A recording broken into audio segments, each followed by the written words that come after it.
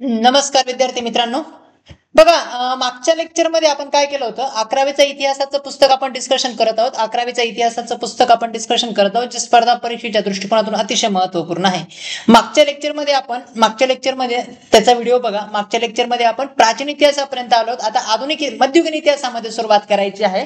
जे 11वीचं इतिहासाचं पुस्तक दिलेलं आहे, जुनं पुस्तक, ते आपण डिस्कशन करणार आहोत. बघा, तर देवगिरी किल्ला माहित असेल तुम्हाला. आजचं नाव दौलताबाद. तुम्हाला हे पण माहित असेल देवगिरी, बरोबर आहे. आता देवगिरी किल्ल्याबद्दल बघा, थोडस मध्ययुगीन इतिहासामध्ये समजण्याचा प्रयत्न करा. बघा, कल्याणीचे चालुक्यांचा पाडावानंतर मी तुम्हाला आधी सांगितलं होतं, सावचराची एक ट्रिक सांगितली होती, बरोबर आहे की नाही. सावच राच, बरोबर आहे. च कल्याणीचे हे जे चालुक्य होते, यांच्या पडावानंतर म्हणजे यांचा जेव्हा सत्ता गेली, त्याच्यानंतर 3 सत्ता आपल्या दक्षिण भारतात उदयास आल्या. किती सत्ता उदयास आल्या?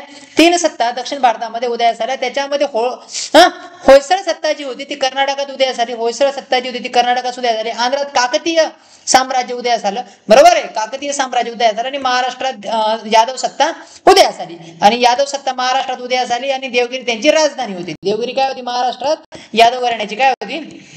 राजधानी होती. आणि यादवांचा जो प्रधान सेनापती होता त्याचं नाव होतं हेमाद्री. काय होतं? हेमाद्री. लक्षात ठेवायचंय. प्रधान सेनापती जो होता तो हेमाद्री होता. आणि हेमाद्रीने कोणता ग्रंथ लिहिला होता? चतुर्वर्ग चिंतामणी. आयएमपी आहे. हेमाद्रीने कोणता ग्रंथ लिहिला होता? मग चतुर्वर्ग चिंतामणी, हेमाद्री. आणि हेमाद्री जे मंदिर बांधायचे त्याला हेमाडपंथी मंदिर म्हणायचे. काय म्हणायचे? हेमाडपंथी मंदिर म्हणायचे. आता हेमाडपंथी मंदिरं कशी असतात? हेमाडपंथी मंदिरं कशी असतात? ज्या मंदिरांचा हेमाडपंथी मंदिरं कशी असतात? ज्या मंदिरांचा पहिले कळस उभारला जातो आणि मग पाया केला जातो, त्याला काय म्हणतात? हेमाडपंथी मंदिर. म्हणजे फॉर एक्झाम्पल, एक मोठा दगड घेतला जातो, शिला घेतला जातो आणि तो वरून खाली खोदत आलेला असतो, त्याला म्हणतात हेमाडपंथी मंदिर.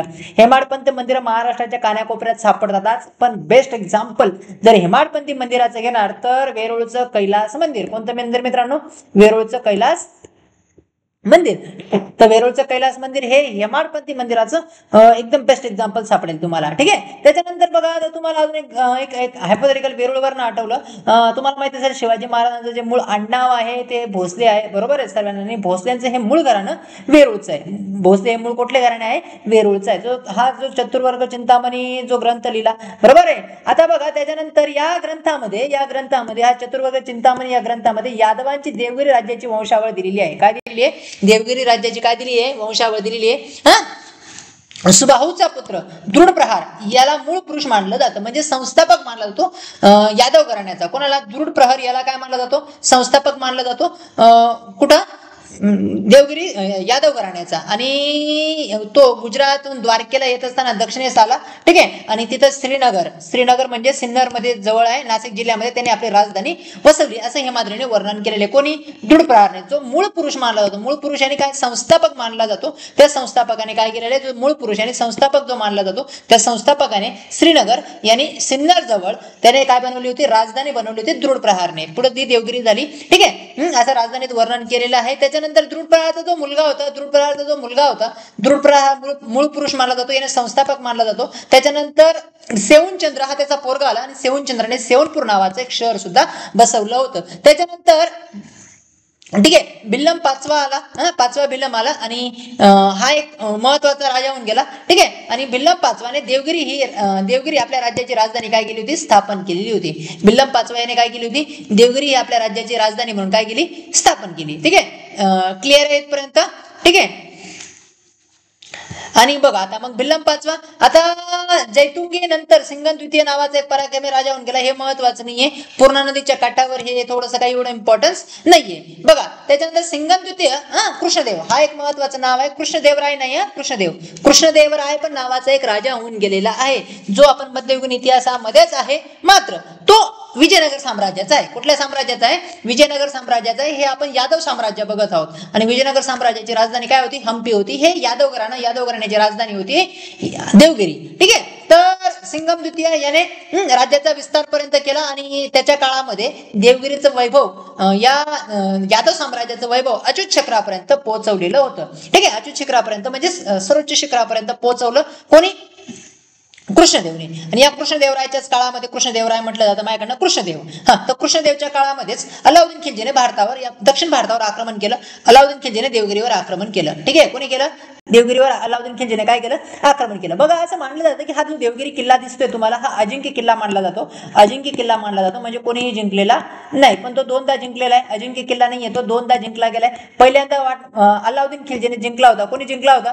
अलाउद्दीन खिलजीने जिंकला होता. अलाउद्दीन खिलजीने, ठीक आहे. त्याच वर्षी त्याने आपल्या सासऱ्याला आणि चुलत्याला सुद्धा मारलं होतं 1296 मध्ये, स्वतः राजा झाला होता. ठीक आहे. अलाउद्दीन खिलजीने पहिले देवगिरी जिंकला आणि वापस जात गेल्यानंतर मारलं होतं. ठीक आहे. आणि दुसऱ्यांदा आता अलाउद्दीन खिलजीने पहिल्यांदा जेव्हा देवगिरी जिंकलं तर कृष्णदेवला मारलं नाही किंवा त्याची सत्ता बरखास्त केली नाही. तर कृष्णदेवला सांगितलं वर्षाला मला XYZ रुपये हवेत किंवा काही पैसा हवा आणि मग तो पैसा किंवा कर हवा आणि बदल्यात तू राज्य करू शकतो. कुठं राज्य करू शकतो? देवगिरीवर राज्य करू शकतो. आणि मग वार्षिक काही कर देऊन देवगिरीवर राज्य करायचं कृष्णदेवरायाने ठरवलं. मात्र अलाउद्दीनचा मृत्यू झाल्यानंतर कृष्णदेवरायाने किंवा त्याच्या मुलांनी कर देण्यास काय केला? नकार केला. त्यावेळेस पुन्हा अलाउद्दीनचा गुलाम जो कुप्रसिद्ध आहे इतिहासामध्ये त्याने पुन्हा आक्रमण केलं होतं. त्याचं नाव मला तुम्ही कमेंट करून सांगणार आहात. ठीक आहे. जो इतिहासामध्ये कुप्रसिद्ध आहे. ठीक आहे. तुम्ही पद्मावत पाहिलं असेल, पद्मावत मध्ये पण दाखवलेला आहे. ठीक आहे. तर मग त्याने पुन्हा आक्रमण केलं आणि पुन्हा देवगिरी जिंकलेला होता. त्याने काय केला होता? पुन्हा देवगिरी जिंकला, पण आता पुन्हा वापस केला नाही. कोणाला? याला यादव घराण्याला वापस केला नाही. तर त्याचा जो गुलाम होता त्याने देवगिरी जिंकून, त्याचं नाव मला तुम्ही कमेंट करून सांगायचंय, देवगिरी जिंकून वापस केला नाही. तर तो आपल्या साम्राज्याकडे ठेवला, खिलजी साम्राज्याकडे ठेवला. क्लिअर इथपर्यंत? बघा पुढे जाऊया. मग आता बघा काय झालंय इथपर्यंत. ठीक आहे. आता देवगिरी साम्राज्याच्या काळामध्येच आता जेव्हा तुगलक घराणं कोणतं घराणं गेलं? आता आपण डिस्कस केलं अलाउद्दीन खिलजी घराणं गेलं. जलालुद्दीन खिलजी आणि अलाउद्दीन खिलजी. तर खिलजी घराणं गेलं. त्याच्यानंतर भारतावर राज्य करण्यासाठी आलं तुगलक घराणं. कोणतं घराणं आलं? तुगलक. ठीक आहे. मोहम्मद बिन तुगलक. तुम्ही ऐकलं असेल. आणि या मोहम्मद बिन तुगलकने काय केलं? 1327 मध्ये आपली राजधानी दिल्लीवरून देवगिरीला हलवली. म्हणजे दौलताबाद सुद्धा असं नाव दिलं. तर दौलताबाद नाव कोणी दिले? मोहम्मद बिन तुगलकने दिलेलं आहे. कोणी दिले? मोहम्मद बिन तुगलकने दिलेलं आहे. मोहम्मद बिन तुगलक इतिहासामध्ये वेडा सुलतान मानला जातो. काय मानला जातो? वेडा सुलतान मानला जातो. इथं मोठे मोठे कांड घडलेले होते. वेडा सुलतान मानला जातो. बघा जसे काही त्यांनी देवगिरी भारताची राजधानी केली तर उत्तर भारतामध्ये मोठ्या प्रमाणात अराजकता पसरली. उत्तर भारतामध्ये मोठ्या प्रमाणात काय पसरली? अराजकता पसरली. मोहम्मद बिन तुगलकने 1327 मध्ये देवगिरी भारताची काय केली होती? राजधानी केली होती. राजधानी शिफ्ट केली, दिल्लीहून भारताकडे आणली. पण आज पण तो प्रयोग भारत सरकार करू शकत नाही. कारण की तुम्ही म्हणाल की सर दिल्लीमध्ये एवढं पोल्युशन चालू आहे, प्रदूषण आहे, तर आपण राजधानी का नाही ट्रान्सफर करू शकत? दिल्लीहून जर आपण राजधानी दक्षिण भारतात आणली कुठंतरी तर सर्व जे आपले कॉर्पोरेट ऑफिस आहेत किंवा जे सर्व राजदूतांचे ऑफिस आहेत ते जर इकडे आणले तर आपला त्याचा फायदा होईल. असं नाही होऊ शकत. कारण की भारताचा सर्वात सेन्सिटिव्ह एरिया जो आहे तो उत्तर भारत आहे. आणि जोपर्यंत सत्ता केंद्र उत्तर भारतात आहे तोपर्यंत भारत शांत राहतो. आणि जर सत्ता केंद्र दक्षिणेत आलं तर उत्तर भारत नेहमी अशांत होतो. म्हणून आज सुद्धा भारताची राजधानी जर तुम्ही दिल्लीहून खाली हलवली तर उत्तर भारतामध्ये मोठ्या प्रमाणात अशांतता निर्माण होईल. म्हणून आपले सर्वात असं जे दुश्मन ते वरती आहेत, खाली नाहीत. म्हणून सत्ता कंट्रोल नेहमी कुठं असावा? उत्तर भारतात असावा. ठीक आहे. हीच मिस्टेक कोणी केली होती? मोहम्मद बिन तुगलकने सुद्धा केली होती. इतिहासामध्ये त्याला काय नावाने ओळखलं जातं? मॅड सुलतान हा म्हणून ओळखला जातो. आता बघा कालांतराने पुन्हा हा वापस गेला. मोहम्मद बिन तुगलक हा वापस गेला. इथे एक महत्वाची घटना घडली. ती घटना थोडीशी मी एक चर्चा करतो आणि आपण पुढे जाऊया. बघा एक व्यक्ती होता हसन बहामनी. काय होता? हसन बहामनी. तर हा हसन बहामनी जो होता हा एका ब्राह्मणाकडे गुलाम होता. गंगू नावाच्या ब्राह्मणाकडे गुलाम होता. आणि त्या ब्राह्मणाने हात पाहिला होता हसन बहामनीचा आणि सांगितलं होतं तू एक दिवशी महान राजा होशील म्हणे. एक दिवशी काय होशील म्हणे? महान राजा होशील म्हणे. आणि पुढे त्या गुलामाने त्या ब्राह्मणाकडचा जॉब सोडला आणि मोहम्मद बिन तुगलककडे जॉबला लागला. कोणाकडे जॉबला लागला? मोहम्मद बिन तुगलककडे जॉबला लागला. आणि बेसिकली तो आचारी होता, स्वयंपाक करायचा. आणि मोहम्मद बिन तुगलकसाठी स्वयंपाक बनवायला सुरुवात त्याने केली. आणि जेव्हा मोहम्मद बिन तुगलक देवगिरीला आला, कुठं आला? देवगिरी आणि दौलताबाद त्याने नाव दिलं, देवगिरीला आला, तेव्हा हा हसन बहामनी सुद्धा त्याच्याबरोबर आलेला होता. आणि उत्तर भारतामध्ये मोठ्या प्रमाणात अशांतता पसरली आणि म्हणून मोहम्मद बिन तुगलकला वापस जावं लागलं. मोहम्मद बिन तुगलकला काय करावं लागलं? वापस जावं लागलं. मग हा किल्ला कोणाकडे देऊन जायचा? म्हणून हा किल्ला त्याचा जो आचारी होता हसन बहामनी याच्याकडे देऊन गेला. हसन बहामनी या आचारीकडे तो किल्ला काय केला? देऊन गेला. आणि या हसन बहामनीने इकडं दक्षिण भारतामध्ये स्वतःचं राज्य स्थापन केलं. स्वतःचं काय केलं? राज्य स्थापन केलं. आणि त्या ब्राह्मणाची दिलेली भविष्यवाणी खरी ठरली. म्हणून त्या ब्राह्मणाचं नाव तो आपल्या नावामध्ये लावू लागला. आणि मग आपण असं म्हणतो हसन गंगू बहामनी. आणि या हसन गंगू बहामनीचे पण पुढे 5 तुकडे झालेले आहेत बहामनी साम्राज्याचे, ते आपण पुढे डिस्कशन करू. मोहम्मद बिन पर्यंतचा तुगलक पर्यंतचा तुम्हाला कळाला. त्याने 1327 मध्ये भारताची राजधानी काय बनवली होती आपल्या महाराष्ट्रात आणली होती, देवगिरीला आणलेली होती. ठीक आहे, चला पुढे जाऊया आपण. आता पुढे जाऊया, पुढच्या गोष्टींमध्ये चर्चा करूया. बघा आता व्यापारिक परिस्थिती, खेडे काय होतं हे बघण्याची गरज नाही. आता बघा महाराष्ट्रामध्ये काय झालं होतं, यादवांनी स्वतःची नाणी पाडलेली होती. ही लाईन महत्वाची. यादवांनी स्वतःची काय पाडली होती, नाणी पाडली होती. त्यांची नाणी खास करून सोन्याची होती. त्यांची नाणी कोणती, कशाची होती, सोन्याची. आता बघा हा पण एक इम्पॉर्टन्स आहे. याला मॅड सुलतान का म्हणतात माहिती ना, हा पुढे गेला मोहम्मद बिन तुगलक. याने मॅड सुलतान का म्हणतात, वेडा सुलतान का म्हणतात, याने भारताची राजधानी देवगिरी केली. आणि दुसरं याने तांब्याचं नाणं आणलं. याच्या आधी सोन्याची नाणी होती, या नालायकाने काय केलं होतं, तांब्याचं नाणं भारताला दिलं. अशा अजबोगरी प्रयोग करायचा तो. ठीक आहे, म्हणून त्याला मॅड सुलतान म्हणतात. आपण याच्याबद्दल नंतर डिटेल शिकूया. आता बघा जी यादवांची जी नाणी होती ती सोन्याची होती आणि त्या नाण्यांवरती गरुडाची छाप होती. गरुडाची काय होती, छाप होती. ठीक आहे, निष्क, गदान, होन, वराह, फनमू, आसू ही सोन्याची नाणी चालत होती. खालीलपैकी कोणतं नाणं, आयएमपी आहे व्यवस्थित लिहून ठेवायचं. खालीलपैकी कोणतं नाणं यादवकालीन होतं असं विचारतात. खालीलपैकी कोणतं नाणं यादवकालीन होतं, त्याच्यामध्ये रुपया पण टाकून देतात, टक्का टाकून देतात, दमडी टाकून देतात, असे काहीतरी ऑप्शन काय करणार, टाकून देणार. सो ही नाणं नव्हती. तर कोणकोणती होती, निष्क, गदान, खोन, वराहन, फन्मू, आसू ही सोन्याची नाणी चालत होती. लक्षात ठेवायची. समजते मला काय म्हणायचं, ही यादवाच्या काळातली काय होती, नाणी होती. आता पुढे जाऊया आपण. हा एक आयएमपी क्वेश्चन आहे, तुम्ही व्यवस्थित काय करणार आहात, लिहून टाकणार आहात. आयएमपी क्वेश्चन आहे, व्यवस्थित लिहून टाकणार आहात. चला पुढे जाऊया. आता आपण पुढे जाऊया. बघा काय झालंय, आता त्याच काळामध्ये मराठी वाङ्मय तयार झालेलं आहे. ठीक आहे, आता मराठी वाङ्मयामध्ये 2-3 गोष्टी लक्षात द्या. मुकुंदराजने विवेक सिंधू आणि परामृत या ग्रंथाची रचना केली. मुकुंदराजने कशाची रचना केलेली आहे, विवेक सिंधू आणि परामृत याची रचना केली. संत ज्ञानेश्वरी, अमृतानुभव आणि चांगदेव पासष्टी व सुमधुर अभंगाची रचना केली. नामदेवाच्या गाथा प्रसिद्ध आहेत हे माहित असेल. हे पहिले 2 लाईनी तुम्ही काय करणार आहात, लक्षात ठेवणार आहात. कोणकोणत्या, या 2 लाईनी तुम्ही लक्षात ठेवणार आहात, मुकुंदराजच्या विवेक सिंधू आणि परामृत. ठीक आहे, पुढे जाऊया. आता बघा याच काळामध्ये माईंग भट, मध्ययुगीन इतिहासामध्ये आपण डिस्कशन करत आहोत. माईंग भट तुम्हाला नाव ऐकलं असेल. माईंग भटने लीळाचरित्र ग्रंथ लिहिलेला आहे. कोणता ग्रंथ लिहिला आहे, लीळाचरित्र. आणि व गोविंद प्रभू चरित्र हे लिहिलेलं आहे. तुम्ही जसं की माईंग भट आणि गोविंद प्रभू तुम्हाला माहित असेल महानुभव पंथाशी संबंधित आहेत. ठीक आहे, रुक्मिणी स्वयंवर आणि शिशुपालाचा वध या काव्याची रचना मराठी भाषेत सुद्धा माईंग भटनेच केलेली आहे. ठीक आहे, याच काळात माईंग भटने केली. या काळात झालेले रुक्मिणी स्वयंवर आणि शिशुपाल वध, ठीक आहे, या ग्रंथांची रचना सुद्धा मराठी याच काळामध्ये झालेली आहे. चला पुढे जाऊया आपण. बघा आता यादवांचा राजा होता सिंगन द्वितीय, यानी कोण, कृष्णदेव. सिंगन द्वितीय म्हणजेच कोण, कृष्णदेव. त्याचं नाव काय आहे, कृष्णदेव. ठीक आहे, सिंगन द्वितीय. याच्या दरबारात सारंगदेव नावाचा संगीतज्ञ होता.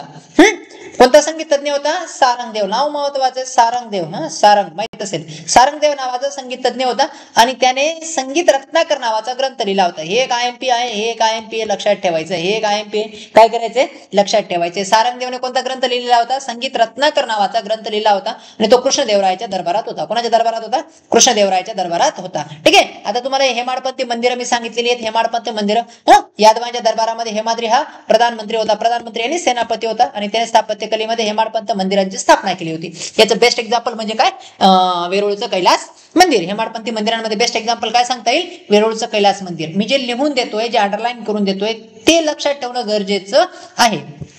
ठीक आहे, आता बघा पुढे जाऊया आपण. इथून पुढे जाऊया. आता बघा बहामनी साम्राज्य, मुघल कालखंड वगैरे दिलेला आहे. अलाउद्दीन खिलजी. ठीक आहे, अलाउद्दीन खिलजी 1266 ते 1316. ठीक आहे, हा अलाउद्दीन खिलजीचा सोडून द्या, आपल्याला काही एवढं इम्पॉर्टन्स नाही, झालाय आपण ऑलरेडी. आता अलाउद्दीन खिलजी नंतर बघा गंगू हसन बहामनी. मी तुम्हाला आधीच सांगितलं महाराष्ट्रामध्ये गंगू हसन बहामनीने बहामनी साम्राज्याची काय केली, स्थापना केली. ठीक आहे, बहामनी साम्राज्याची स्थापना केली. याच्याबद्दल मी तुम्हाला आधीच सांगितलं. हा कोणाचा हे होता, स्वयंपाकी होता. कोणाचा, मॅड सुलतानचा, मोहम्मद बिन तुगलकचा स्वयंपाकी होता. आणि हा गंगू हसन बहामनी जो होता तो बहामनी साम्राज्याचा संस्थापक होता. आणि त्याचा जो सेनापती होता मोहम्मद गवान, हा शूर असा मुत्सदी सरदार त्याच्याकडे सूत्र सांभाळत होता. ठीक आहे, कोण, मोहम्मद गवान. जोपर्यंत मोहम्मद गवान होता, हा त्याचा सेनापती आहे गंगू हसन बहामनीचा.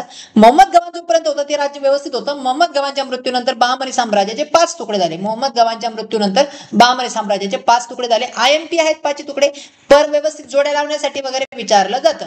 व्यवस्थित जोड्या लावण्यासाठी विचारलं जातं. तर 5 तुकडे झाले महाराष्ट्रामध्ये आणि हे 5 तुकडे एकमेकांशी भांडत होते. पुढे 5 एकत्र झाले आणि कृष्णदेवरायला हरवलं. यांनी विजयनगर साम्राज्याला या 5 मिळून हरवलं आणि औरंगजेबने या 5 हरवलेलं आहे.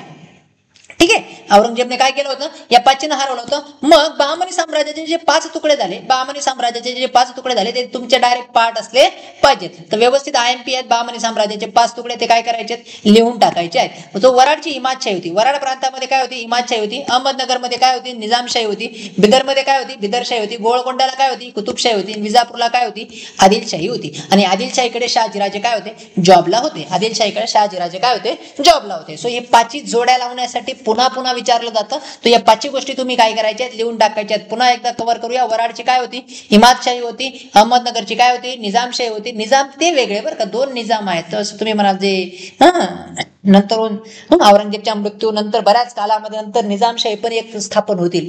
ठीक आहे, जे स्वातंत्र्यानंतर पण हैदराबादवर राज्य करतील. स्वातंत्र्यानंतर सुद्धा हैदराबादवरती होती आणि त्याच्यासाठी आपल्याला ऑपरेशन पोलो करावं लागलं. ते निजाम वेगळे. ठीक आहे, त्याचे वंशज आज पण सापडतात. तर अहमदनगरची निजामशाही, बिदरची बिदरशाही, गोळकोंडाची कुतुबशाही, विजापूरची आदिलशाही, या 5 घराण्याचे तुकडे, हे 5 तुकडे झालेत. कोणाच्या मृत्यूनंतर, कोणाच्या मृत्यूनंतर, मोहम्मद गवानच्या मृत्यूनंतर. कोणाच्या मृत्यूनंतर, मोहम्मद गवानच्या मृत्यूनंतर. आता प्रत्येकाबद्दल थोडी थोडी माहिती आपण बघून घेऊया. वराडची जी इमादशाही होती, वराडची जी इमादशाही होती, इमादशाह हा तेलंगणी ब्राह्मण होता. इमादशाह हा काय होता, तेलंगी ब्राह्मण होता. ठीक आहे, आणि त्याने मुस्लिम धर्माची विजयनगरवर चाललेला लढाईत तो मुसलमानाच्या हाती सापडला आणि त्याने मुस्लिम धर्माची दीक्षा घेतली. ठीक आहे, हा पण वराड इमादशाह हिंदू होता. नंतर त्याने मुस्लिम धर्माची शिक्षा केली आणि पुढे त्याला मोहम्मद गवानच्या मेहरबानीने इमादुल मुल्क हा किताब सुद्धा मिळाला होता. ठीक आहे, त्याच्यानंतर अहमदनगरची निजामशाही होती. आता संस्थापक पण महत्वाचे बरं का. ठीक आहे, आता वराडची काय होती, इमादशाही. तो इमादशाह हा संस्थापक. अहमदनगर निजामशाही. आता निजामशाहीची स्थापना कोणी, मलिक नाईब उल मुल्क हा मूळचा विजयनगरचा ब्राह्मण. पुढे इस्लाम धर्म स्वीकारल्याने त्याचा मुलगा अहमदने अहमदनगरच्या निजामशाहीची काय केली, स्थापना केली. आता ही एक लाईन महत्वाची आहे. दौलताबाद ते जुन्नर या मार्गावर बिकर नावाचं एक खेड होतं. त्याच खेड्यास त्याने अहमदनगर नाव देऊन नवीन शहर बसवलं. अहमदनगरची स्थापना, अहमदनगरचं जुनं नाव काय, मग बिकर. काय आहे, बिकर. कोणत्या मार्गावर आहे, दौलताबाद ते जुन्नर माहित असेल तुम्हाला. या मार्गावर ते अहमदनगर शहर त्याने काय केलं, वसवलं. ठीक आहे, आता विजापूरची आदिलशाही होती. आता विजापूरची आदिलशाहीची राज्य युसुफ आदिलशाह याने 1859 मध्ये स्थापन केलं. या त्याचं संस्थापकचं नाव थोडंसं लक्षात ठेवू शकतात तुम्ही. ठीक आहे, आता त्याच्यानंतर मुघल कालखंड आला आणि आपल्या मुघल कालखंडामध्ये महाराष्ट्रात काय घडलं ते आपण काय करूया, डिस्कशन करूया. आता मुघल कालखंडामध्ये तुम्ही बघाल तर मुघल कालखंड हा 1526 पासून सुरू होतो. 1526 ते 1707 औरंगजेबच्या मृत्यूपर्यंत. ठीक आहे, हा मुघल कालखंड काय केला जातो, मानला जातो. त्याच्यानंतर पण मुघल राहिले, ते उत्तर मुघल आहेत, पण हे जनरली मुघल लिहून दिले मी. ठीक आहे, सम्राट अकबरच्या बाबतीत माहिती दिलेली आहे आपल्याला. ते थोडंसं काही इम्पॉर्टन्स नाही, म्हणजे अंडरलाईन करतो तेवढंच तुम्ही लक्षात ठेवण्याचा प्रयत्न करा. मध्ययुगीन इतिहासामध्ये जास्त काही एवढं इम्पॉर्टन्स नाहीये. आता ही एक लाईन महत्वाची आहे, जोड्या लावण्यासाठी विचारलं जातं. मध्ययुगीन काळामध्ये महाराष्ट्रातील कोणते शहर कशासाठी प्रसिद्ध होती हे पुन्हा पुन्हा विचारलं जातं. महाराष्ट्रातील कोणते शहर कशासाठी प्रसिद्ध होती हे पुन्हा पुन्हा विचारलं जातं. आणि जालना आणि नांदेड ही शहरं पागोड्यासाठी काय होती, प्रसिद्ध होती. जालना आणि नांदेड ही शहरं पागोड्यासाठी प्रसिद्ध होती. सोलापूर आणि चांदवड ही शहरं धोतरांसाठी प्रसिद्ध होती. बऱ्हाणपूर आणि बालाकोट ही चिटाच्या कापडासाठी प्रसिद्ध होती. पैठणी सर्वत्र काय होते, प्रसिद्ध होती. सो ह्या एक जोड्या लावण्यासाठी तुम्हाला IMP आहे. व्यवस्थित काय करणार आहात, हे लिहून घेणार आहात. हे व्यवस्थित लिहून घेणार आहात. व्हिडिओ पॉज करणार आहात आणि लिहून टाकणार आहात. ठीक आहे, सो हे एक IMP आहे. कोणतं शहर कशासाठी मध्ययुगीन काळामध्ये प्रसिद्ध होतं. जालना आणि नांदेड पागोट्यासाठी, सोलापूर चांदवड धोतरांसाठी, बऱ्हाणपूर बालाकोट चिटाच्या कापडांसाठी आणि पैठणीसाठी. पैठण कशासाठी, पैठणीसाठी. चालायचं पुढे जाऊया. बघा आता सम्राट अकबरने धार्मिक उदारधोरण स्वीकारलं आणि त्याने हिंदूंवरती जिजिया हा तीर्थयात्रेवर लागणारा कर त्याने काय केला होता, रद्द केला होता. सम्राट अकबरने काय केला होता, जिजिया कर रद्द केला होता. आता अकबर बद्दल आपण नंतर एकदा सेपरेट डिस्कशन करूया पुढे भविष्यामध्ये. ठीक आहे, त्याच्यानंतर बघा औरंगजेबच्या मृत्यूनंतरच तुम्हाला मी सांगितलंय आधी पण एकदा लेक्चरमध्ये सांगितलंय 1707 मध्ये औरंगजेब ढगात गेलेला आहे. केव्हा ढगात गेलाय? 1707 मध्ये. त्याच्यानंतर त्याच्या पुढच्याच वर्षी तेज बहादूर नंतर गुरु गोविंद सिंग यांनी आपल्या अनुयायांसह खालसा धोरणाची ही लढाऊ संघटना स्थापन केली. खालसा दल कोणी स्थापन केलं? गुरु गोविंद सिंग यांनी स्थापन केलं. आणि गुरु गोविंद सिंग नांदेडमध्ये मुक्कामी असताना 1708 मध्ये पठाणांकडून त्याची हत्या झाली. कोणाची हत्या झाली होती? गुरु गोविंद सिंग यांची काय झाली होती? हत्या झालेली होती पठाणांकडून. आणि त्याच्यानंतर बंदा बहादूर यांनी शिखांचं नेतृत्व स्वीकारलं. कोण होते व्यक्ती? बंदा बहादूर. ठीक आहे, बंदा बहादूर यांनी शिखांचं नेतृत्व काय केलं होतं? स्वीकारलं होतं. ठीक आहे. आता बघा अजून थोडंसं आता काही गोष्टी समजून घ्या, लिहून घेण्यासारख्या आहेत, त्या लिहूनच घ्यायच्यात आपल्याला. बघा त्याच्यानंतर आपल्या महाराष्ट्रामध्ये वेगळ्याच प्रकारची उर्दू बोलली जाते. आपल्या महाराष्ट्रामध्ये वेगळ्याच प्रकारची उर्दू बोलली जाते. तिचा मेन उर्दूचा आपल्या महाराष्ट्रामध्ये जे खास करून इस्लाम धर्म स्वीकारणारे फॉलो करणारे लोक आहेत त्यांची भाषा जी हिंदी आहे, उर्दू जी आहे, ठीक आहे, ती खूप विचित्र आहे. ठीक आहे. तर काय आहे बघा, तुर्की, अरबी, फारसी आणि मराठी या 4 भाषांच्या मिश्रणाने दख्खनी उर्दू या भाषेची जडणघडण झाली. दख्खनी उर्दू या भाषेची काय झाली? जडणघडण झाली. ही एक लाईन अजून महत्वाची आहे. ठीक आहे. सुलतान इब्राहिम आदिलशाह हा सरस्वती आणि गणेश भक्त होता. काय होता?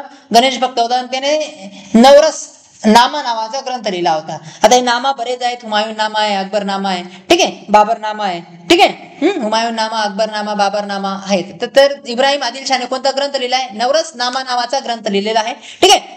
यांचे जे आत्मचरित्र आहेत हुमायून नामा, अकबर नामा, बाबर नामा हे त्यांचे आत्मचरित्र आहेत. तसा हा नवरस नामा पण आहे. आणि त्याच्यामध्ये गणेश आणि शिवची कवने केली होती आणि स्तुती केलेली होती.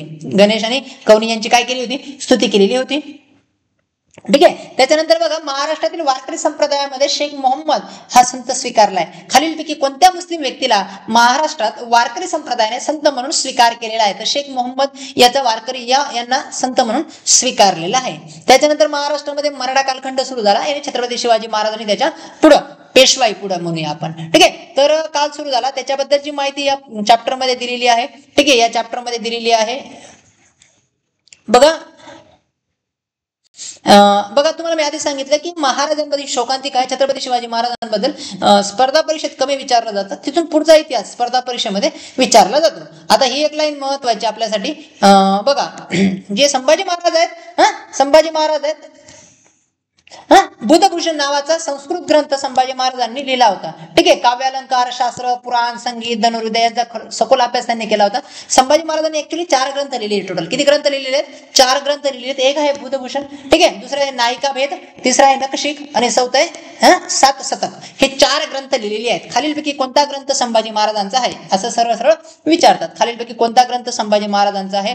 ठीक आहे. हा प्रश्न येण्याचे चान्स कमी आहेत कारण की शिवाजी महाराज संभाजी महाराजांवरती एमपीसी या सरळ सेवा एवढे प्रश्न विचारत नाहीये. पण आला तर तुम्ही लक्षात ठेवू शकता 4 ग्रंथ संभाजी महाराजांचे आहेत. ठीक आहे. 4 ग्रंथ कोणाचे आहेत? संभाजी महाराजांचे आहेत. आणि राजाराम महाराज वगैरे मी तुम्हाला हे नंतरून डिटेल सांगेन. वंशावळ मागच्या व्हिडिओमध्ये पण एकदा सांगितली. युट्यूबला तुम्ही तिथे जाऊन कंटिन्यू करू शकतात, बघू शकतात. ठीक आहे. ताराबाईंबद्दल पण डिटेल सांगितलेलं आहे. ठीक आहे. महाजी शिंदेबद्दल पण डिटेल सांगितलेलं आहे.